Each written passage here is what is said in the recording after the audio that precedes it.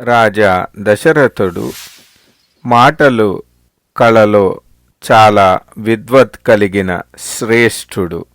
ఆయన విదేహరాజు జనకునితో ఈ విధముగా అన్నారు. ఓ మహారాజా, మీకు విదితము, ఇక్ష్వాకుకుల దేవత ఈ మహర్షి వశిష్ఠులు వారు.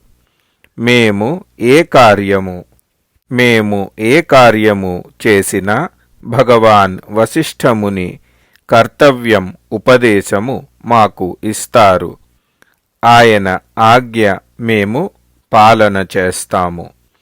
మీకు సంపూర్ణ మహర్షుల సహితము విశ్వామిత్రులు వారి ఆజ్ఞ ఉంటే, అందర మహర్షులు సంపూర్ణమైన ఆజ్ఞ ఉంటే, ధర్మాత్మ వశిష్ఠులు వారు మా కులపరంపర క్రమశః మీకు పరిచయము ఇస్తారు.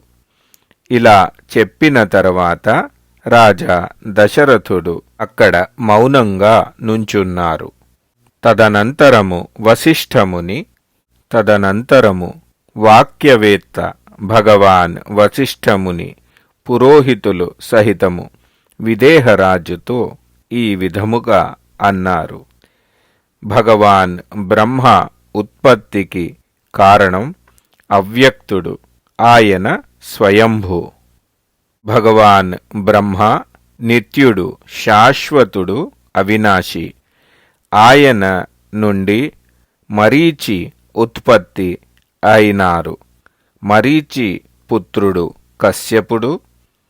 ఆ కశ్యపునికి వివస్వాన్, మరియు వివస్వాన్కి వైవస్వతుడు అని మను జన్మించాడు.